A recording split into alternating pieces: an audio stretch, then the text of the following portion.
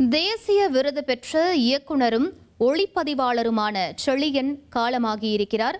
கூடுதல் விவரங்களை எமது செய்தியாளர் ராஜாவிடம் கேட்கலாம். ராஜா, ஒளிப்பதிவாளர் செழியன் அவர்களின் இந்த திடீர் மறைவிற்கான காரணம் என்ன? தற்போது அவருடைய உடல் எங்கு வைக்கப்பட்டிருக்கிறது? முழு விவரங்களை பதிவு பண்ணுங்க. வணக்கம். தேசிய விருது பெற்ற டூலெட் பட இயக்குனரும் மிக சிறந்த ஒளிப்பதிவுமான செழியன் இன்று அதிகாலை காலமானார். தரமணையில் உள்ள தனியார் கேன்சர் மருத்துவமனையில் சிகிச்சை பெற்று வந்திருந்த நிலையில் சிகிச்சை பலனின்றி உயிரிழந்திருக்கிறார். அவரது உடல் இன்று காலை 10 மணி அளவில் வலசரவாக்கத்தில் உள்ள நாம் தமிழர் கட்சியின் தலைமை அலுவலகத்தில் பொதுமக்கள் அஞ்சலி, திரைப்பிரபலங்கள் அஞ்சலிக்காக வைக்கப்பட இருக்கிறது. அவரது குடும்பத்தார் சிவகங்கையில் உள்ளதால் அவர்களுக்கும் தகவல் தெரிவிக்கப்பட்டிருக்கிறது. குடும்பத்தார் புறப்பட்டு இப்ப சென்னையை நோக்கி வந்து கொண்டிருக்கிறார்கள்.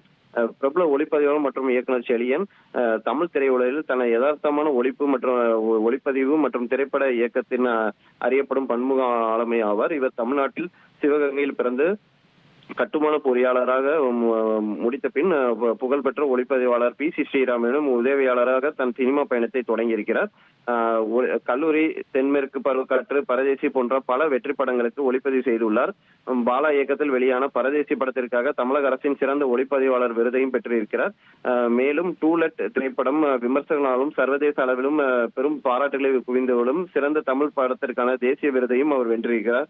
சினிமா மீது ஆர்வம் உள்ள மாணவர்களுக்கு பயிற்சி அளிப்பதற்காக த பிலிம் ஸ்கூல் என பயிற்சி மையத்தையும் தொடங்கி நடத்தி வந்திருந்தார். இந்த நிலையில் இவருடைய மறைவு திரையுலகத்தினை பேரதிர்ச்சியில் ஆக்கியுள்ளது. விவரங்களுக்கு நன்றி ராஜா. தேசிய விருது பெற்ற இயக்குனரும் ஒளிப்பதிவாளருமான செழியன் காலமானார். அது தொடர்பான முக்கிய செய்தியை நாம் பார்த்தோம்.